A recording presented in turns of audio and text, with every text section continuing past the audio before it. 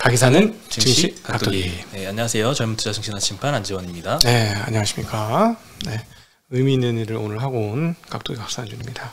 네, 무슨 일 하셨죠? 세상이 어떻게 돼야 할까 이런 고민을 좀 하고 왔습니다. 네. 상당히 추상적으로 말씀하시네요. 장도 재미없고, 오늘 사실 너무 그냥 조용했어요. 장이. 네, 장이 재미없었죠. 그나마 좀 다행이었던 것 같아요. 어제 미국 시장은 1% 이상 하락을 했었잖아요. 우리 어제 많이 안 올랐잖아. 그러니까 반만 오늘은 또 미국 시장에 우리의 반이 미국 시장에 전달될 거고 미국 시장의 반을 내일 우리가 또 반영할 거고 그렇게 보시면 거의 뭐 틀림없습니다 요즘에. 네, 오늘 그냥 코스피가 0.2% 하락, 코스닥은 0.13% 상승을 했고요. 네. 오늘 개인만 샀습니다. 코스피에서 7천억 가까이, 코스닥에서 1,400억 정도 개인만 매수를 했고요. 외국인 기관은 뭐 비슷하게 매도를 했습니다.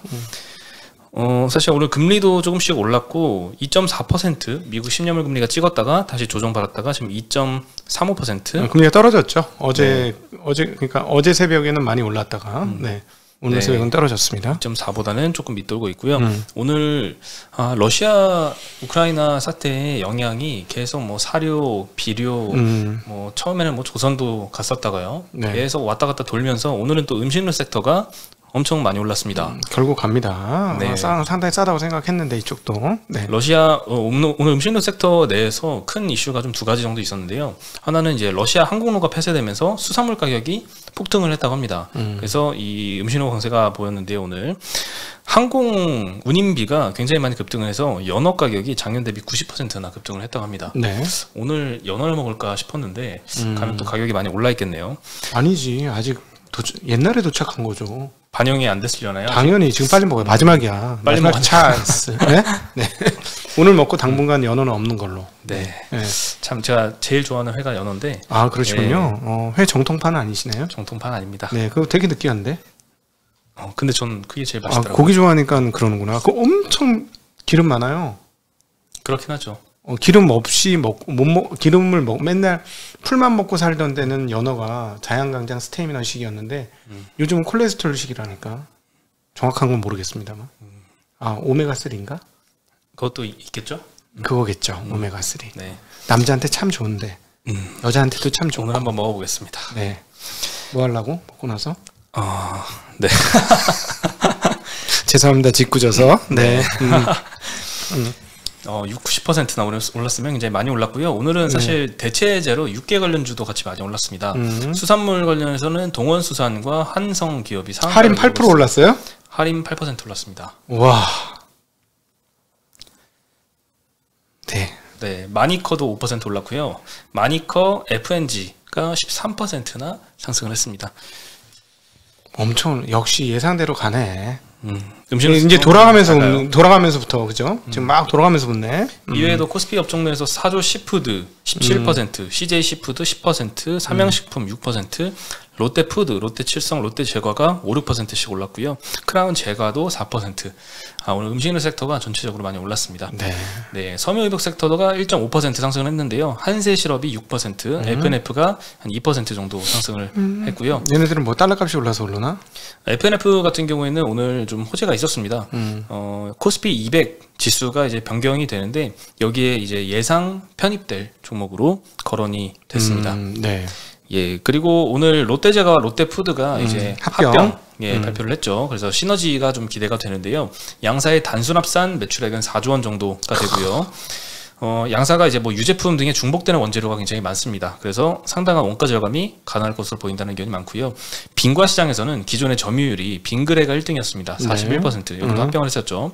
롯데제가 30%, 롯데푸드 16%인데 합병 후하면 빈그레를 뛰어넘고 40% 후반대 점유율을 차지해서 1위가 될 예정입니다. 네. 오늘 다 롯데제가 5%, 롯데푸드 6% 상승을 했고요. 네. 예, 많이 분할을 하는 와중에 이렇게 합병 모션은 오랜만인 것 같습니다. 다음은 셀트리온도 합병을 해야겠죠. 예, 오늘 카카오 게임즈가 7%나 하락을 했는데요. 시비 물량이 나올 거란 부담감이 좀 영향을 끼쳤던 것 같습니다. 5천억 규모의 시비이고요. 3월 31일부터 전환이 가능해집니다. 전환될 주식 수가 발행 주식 수의 12%. 예, 상당히 크긴 큽니다. 전환 가격이 현재 주가보다도 낮고요. 전일 종가 대비 한 35% 낮은 52,100원 정도입니다. 네. 네, 전환 가격이 낮으면 그만큼 발행된 주식수도 더 많겠죠. 네. 네, 사채 이자율이 0%입니다. 그래서 채권자 입장에서는 당연히 전환하려고 한 거지 뭐. 무조건 할 수밖에 없을 것 같습니다.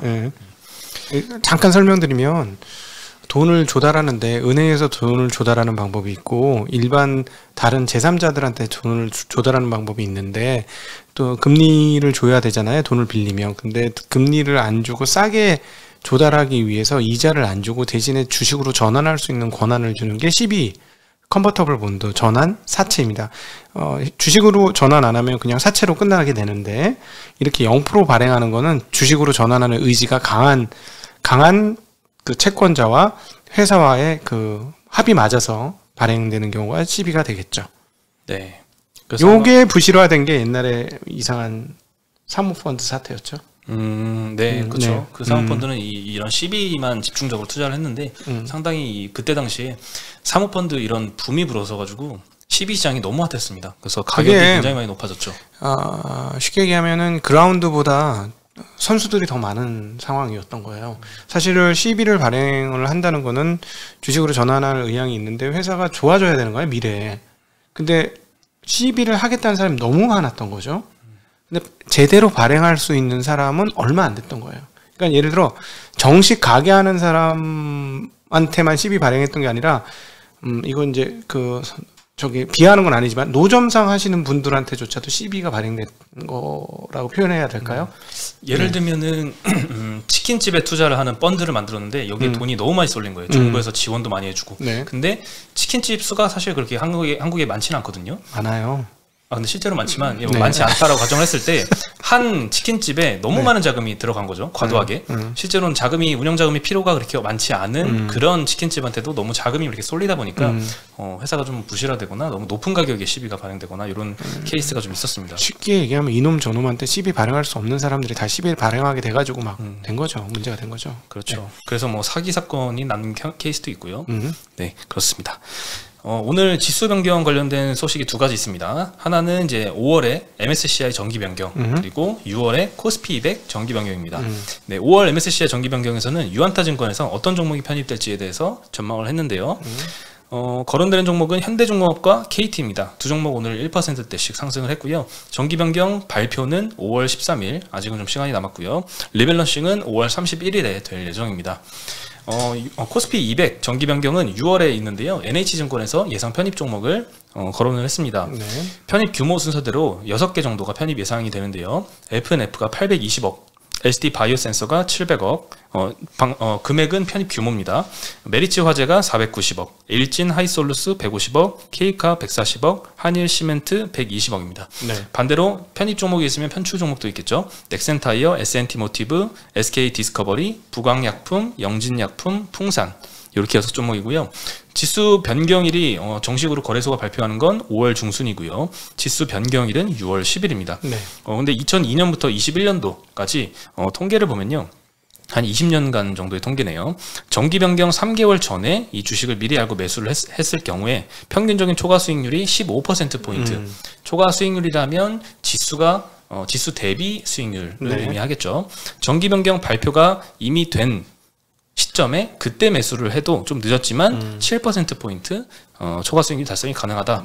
네, 항상 말씀드렸지만 요거는 이제 통계적으로는 의미가 있지만 실제 투자를 했을 때는 이렇게 쉽지만은 않은 것 같습니다. 그러니까 주가가 많이 안 올라가 있는데 먼저 자리 잡고 있으면은 나중에 수급이 좋아지니까 올라올 수 있는 가능성이 좀 높다. 이렇게 정리해 볼 수 있네요. 네. 오늘 이 편입 예상 종목들이 대부분 다 올랐습니다. 많이는 아니지만 1%대 2% 정도 이 정도 올랐고요. 편출 예상 종목은 조금 떨어진 종목도 있고요. 거의 보합세를 유지를 해서 오늘 시장에는 이 리포트가 큰 영향을 끼치진 않았던 것 같습니다. 네, 그리고 FNF가 이 콘텐츠 기업을 인수해서 웹툰 마케팅을 열심히 하는 것 같습니다. 야, 회사 잘 키운다 진짜 FNF. 네, 웹툰뿐만 아니라 드라마를 통해서도 이제 마케팅을 많이 열심히 하고 있는데요. 28일에 이 빅토리 콘텐츠라는 코넥스에 상장된 콘텐츠 제작사 지분을 50.8% 인수를 하고요. 235억 원에 인수할 예정입니다. 네. 드라마 제작사인 이 빅토리 콘텐츠는 어떤 작품을 만들었냐? 저도 한번 봤었는데 발리에서 생긴 일, 쩐의 전쟁 뭐 이런 유명했던 히트작들을 제작했던 경험이 있고요. 전 잘 몰라요. 네. 전 쩐의 전쟁만 한번 봤었는데 네. 아마 초등학교 때 드라마였나 그랬을 거예요. 영화 말고 고등학교 때인가 그랬을 겁니다. 영화 말고 이건 드라마입니다. 예, 네. 여기 드라마 제작사거든요. 그래서 향후 제작할 작품에 FNF의 의류 브랜드를 노출하는 방식으로 간접 마케팅을 할 예정이고요. 이게 참 FNF의 회장의 대표적인 마케팅 기법인 것 같아요. 디지털 트렌드에 맞춘 패션 마케팅 방법인 디맨드 쉐이핑. 네, 이런 이제 방식을 사용한다고 하는데 핵심 타겟층을 설정을 하고 예를 들면 이 우리 의류를 이 제품은 뭐 25세 전후로 뭐 타겟층을 만든다라고 하고 그 층들이 어느 미디어에 많이 놀고 있을까? 라고 해서 그 미디어를 대표적인 마케팅 방법으로 적용을 하는 겁니다. 참 잘해 보니까 여기 삼성출판사 출신들이 시작한 거잖아요. 네. 네. 그런 걸로 알고 있습니다. 네. 그래서 과거에 했던 것들은 이제 여신강림이라는 이 웹툰 만드는 곳이 있는데 거기하고 협업을 또 했었다고 합니다. 네. 핵심 타겟층과 그쪽 그 웹툰을 좋아하는 타겟층이 일치를 했어서 그렇게 마케팅을 했던 경험이 있고요. 네. 굉장히 큰 효과도 거뒀던 걸로 알고 있습니다. 그래, 우리 증시각도기도 타겟이 좀 틀릴 거예요. 우리 나침반을 좋아하는 분들하고 네. 각도기를 좋아하는 분의 타겟이 분명히 틀릴 것이다. 네, 그러겠죠. 저는 우리 여사님들하고 잘 친한 편이에요. 여사님들하고 금방 친해져. 금방 그렇군요. 친해지고 금방 농담 따먹게 하고 그런 스타일이. 남성들하고 친해지시죠? 좀 그런 것 같습니다. 그렇죠. 그런 성향이 좀 있죠. 네. 네. 오늘도 남성한테 선물 받고 좀. 아, 맞다. 네, 네. 남성한테도 선물 받고 막 그랬습니다. 네. 네. 전주에서 그 유명한 초코파이 선물을 네. 오늘 주셨어요. 근데 사전에 얘기를 안 하고 주셨거든요. 그래서 누가 보내신지 예상은 하는데 이게 또 정확하지는 않아서 꼭 한번 이 연락을 저한테 주셨으면 좋겠습니다. 그래서 너무 많이 주셔가지고 제가 각도기님한테 제가 선물을 드리겠습니다. 감사합니다. 이거 진짜 제가 좋아하는 네. 네, 감사합니다. 거거든요. 예전에 방송에서 한번 언급을 했었나요? 네. 전주에서 유명한 초코파이인데 네. 저희가 여기하고 스폰서 맺거나 이런 건 없어요. 네, 그런 건 없습니다. 네. 제가 얼마나 좋아하냐면은 예전에 정읍에 한번 내려갔다가 올라오는 길에 전주를 일부러 이 초코파이 먹으려고 들렸다가 올라왔었거든요. 그렇군요. 네, 그 정도로 한 번씩 이렇게 생각나는 건데. 그러면 나한테 많이 주지 말고 본인이 더 많이 먹어. 난 조금만 덜 먹을게요. 알겠습니다. 난 맛만 봐도 돼. 네. 네, 어쨌든 감사히 잘 먹겠습니다. 네. 그리고 이제 감사 보고서 미제출 기업들이 한국거래소 홈페이지에 공시가 되어 있는데요. 잘 참고를 하셔야 될 것 같습니다. 감사 보고서 제출 기한은 주주총회로부터 일주일 전까지 제출을 해야 돼서 이미 제출 기한이 지났는데 미제출한 기업들은 이 주가가 좀 많이 빠졌고요. 코로나 때문에 회계 담당자가 자리를 많이 비워서 이 시간이 더 필요하다라고 해서 제출 지연 공시를 낸 회사도 이건 리스크로 보고 시장에서는 각 주가를 많이 빼고 있습니다. 근데 매출은 적고 손실이 큰 회사는 정말 좀 문제가 되겠죠. 매출과 이익이 다 있는 회사는 좀 늦어도 괜찮을 듯 하거든요. 근데 제출을 안 하면 이 투자자 입장에서는 상당히 불안하지. 이게 무슨 일이 있어서 이렇게 늦게 제출하나? 라는 생각을 갖고 있거든요. 불안하지. 네, 그래서 꼭 체크를 하셔야 될 것 같고요. 노랑풍선의 경우에는 오늘 이 감사보고서 나오고 이 매출액이 별도 기준입니다. 25억을 발표를 했습니다. 코스닥 기업 같은 경우에는 30억이 안 되면 관리 종목으로 편입이 되거든요. 2번 연속하면 상장 폐지입니다.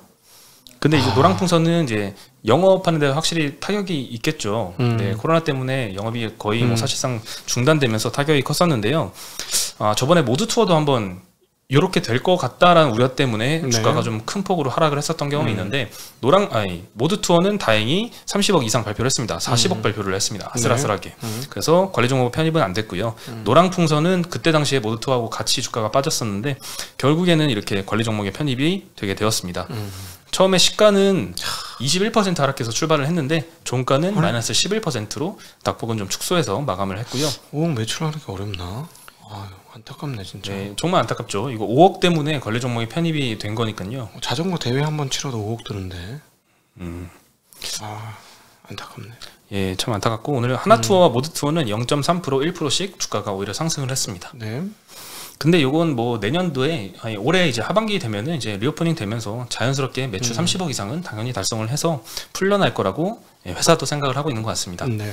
네, 그리고 오늘 신한지주에서 1,500억 원 규모의 자사주 매입 및 소각 계획을 같이 발표를 했습니다. 네. 자사주 매입도 할 거고 이제 매입이 다 되면 소각도 한다라는 거고요.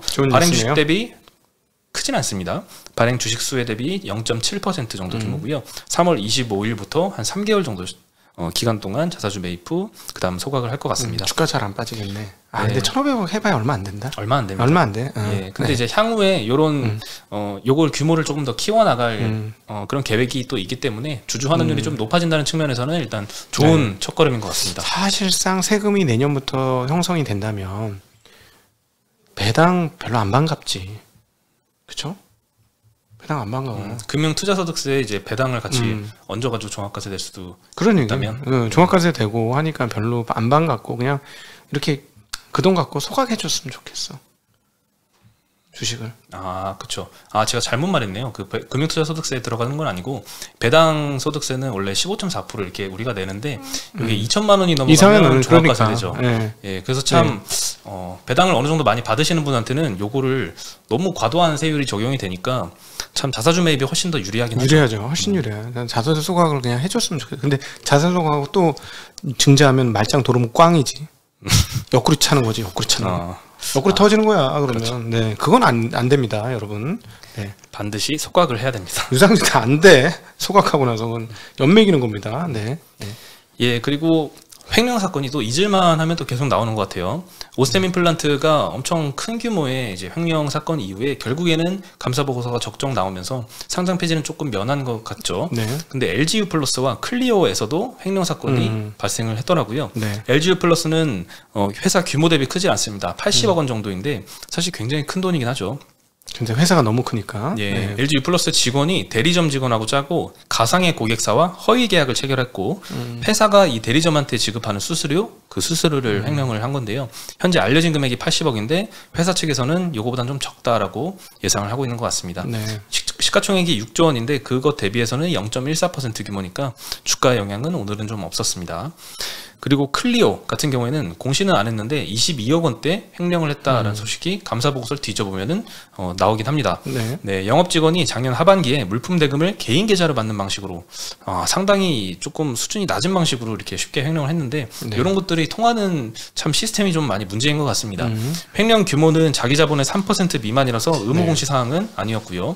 시가총액은 3천억 원입니다. 그래서 횡령 금액은 시총의 0.7% 규모인데 오늘 한 7.5% 정도 하락을 했더라고요. 그래서 U+는 좀 이 횡령의 영향을 안 받았는데 클리오 같은 경우에는 참 이 영향을 좀 많이 끼쳤습니다. 네. 네. 그렇지. 회사가 작으니까. 네. 회사가 작으니까 아무래도. 네. 한 200억 정도 시가총액이 깎인 건데 이 횡령이 22억 원대인데 그보다 훨씬 더 다른 주주들이 피해를 입었죠. 더 불안하니까. 네. 아무래도. LG U+ 80억? 뭐? 80억? 80억. 뭐 이렇게 되는 거고.